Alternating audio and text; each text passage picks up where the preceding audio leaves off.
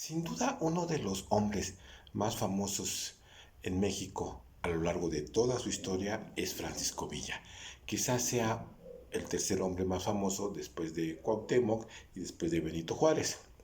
Bien, la vida de Francisco Villa es muy singular. Él nace en el estado de Durango. Su papá muere cuando Francisco Villa era un niño y ayuda a su mamá y a sus hermanos en las labores de una hacienda. Él vivía en una hacienda, en una pobreza muy extrema. Hay muchas versiones de qué es lo que sucede para que Francisco Villa huya al cerro, al monte. Pero la versión más difundida es que el dueño de la hacienda trató o violó a su hermana. Francisco Villa lo ve o se entera, no queda muy claro si en ese momento cuando le está violando lo ve o se entera que la violó. Y también no, hay versiones en que dicen que mató al hacendado u otras que nada más lo hirió al hacendado. Pero bueno, atacar a un hacendado en la época de Porfirio Díaz, que un peón atacara a su patrón, bueno, pues era castigado con pena de muerte. La justicia no era pareja, como actualmente. Y entonces, bueno, Francisco Villa le dispara al hacendado por haber violado a su hermana o por violar a su hermana y tiene que, perseguido por la justicia, entre comillas, tiene que huir al monte. Y hay otra versión que cuando viene a visitar a su madre, escondidas, a su madre la quieren volver a violar y vuelve a matar Francisco Villa. Eh, bueno, y entonces pues tiene que huir al monte. Francisco Villa, esconderse de la justicia. Nunca fue a la escuela, no sabía leer ni escribir. También Francisco Villa, su nombre verdadero era Doroteo Arango, que también hay versiones que no era su verdadero nombre. Eh, y se pone Francisco Villa en honor a su abuelo Juan Villa, que se supone que es el padre de su papá, de Francisco Villa, y en honor a él se pone Juan Villa, que también no queda muy claro si efectivamente fue su verdadero abuelo. Y entonces se dedica a robar ganado, a robar a las personas, en un asaltante de caminos y en un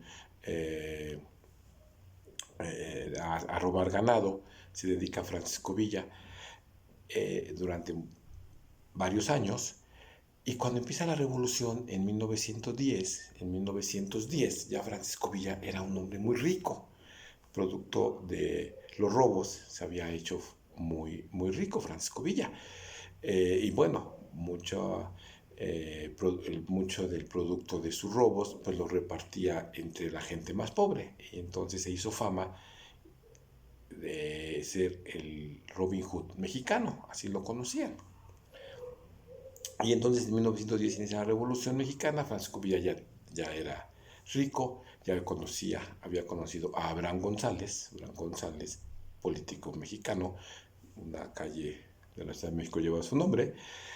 Lo invita cuando empieza la revolución a participar a favor de Francisco y Madero, y él le cae de maravilla la revolución porque pues él era un delincuente buscado y perseguido por la justicia de Porfirio Díaz.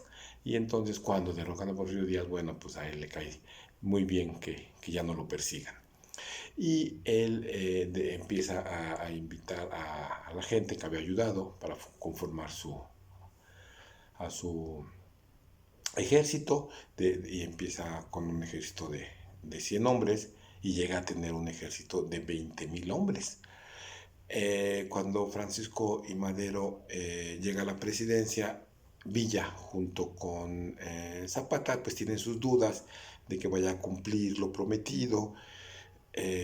No lo ven de mucho carácter a Francisco y Madero, y bueno, pues resulta que producto de ese carácter débil nombra a Victoriano Huerta como su secretario de Guerra y Marina y lo traiciona.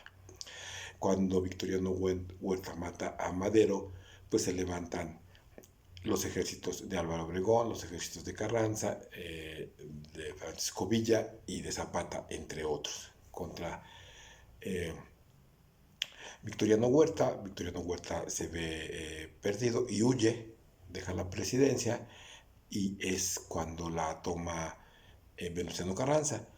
Pero a Venustiano Carranza también no confía en él, no cree que vaya a hacer la justicia por la que está luchando Francisco Villa, a pesar de que Carranza lo nombra gobernador a Francisco Villa, gobernador de Chihuahua, en 1913, para que estuviera tranquilito. Pero aún así Francisco Villa no le cree a Carranza,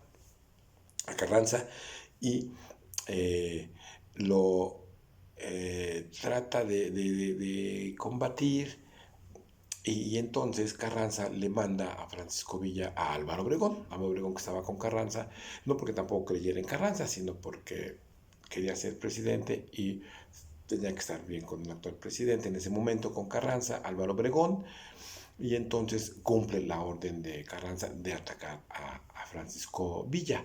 Y entonces se hace esa gran batalla de Celaya, en donde Álvaro Obregón pierde su brazo, que es peleando contra los ejércitos de Villa, pero aún así gana la batalla Álvaro Obregón.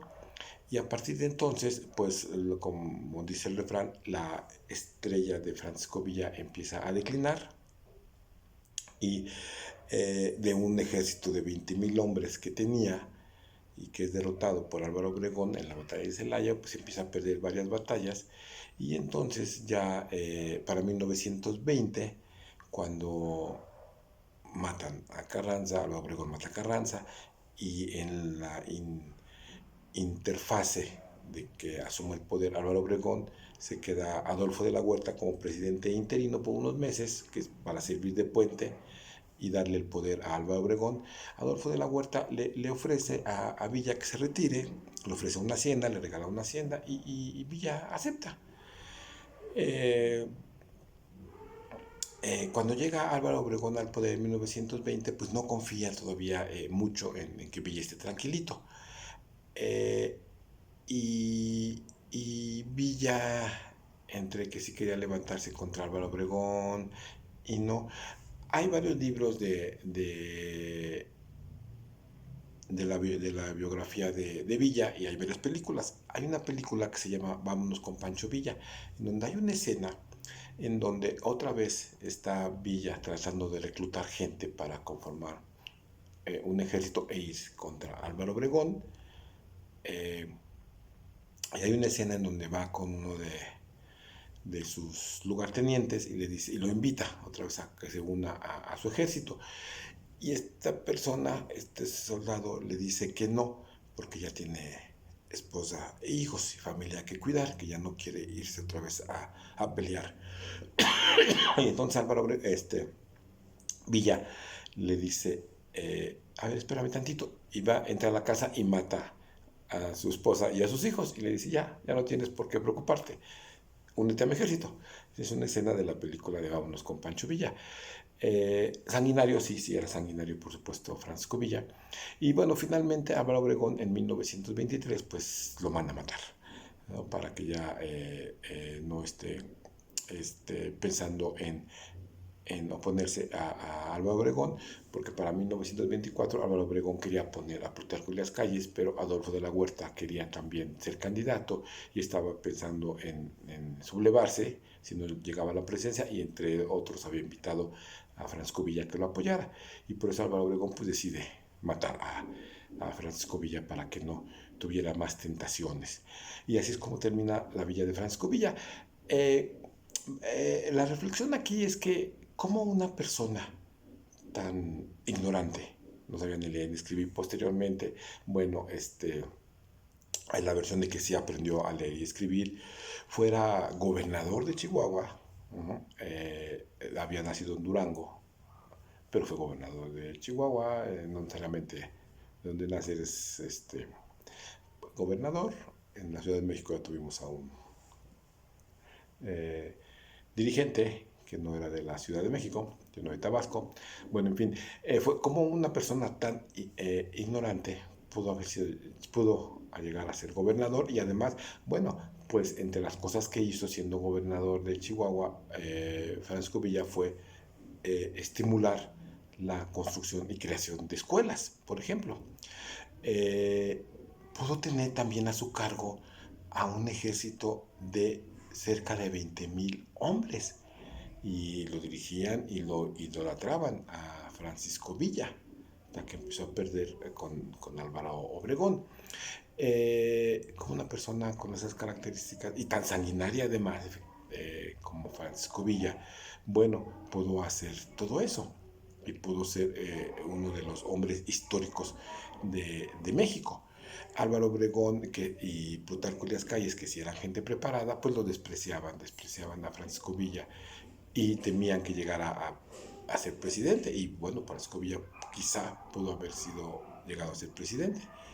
Como un hombre con esas características, ignorante, sanguinario, pudo ser tan famoso. ¿Será que eran otros tiempos?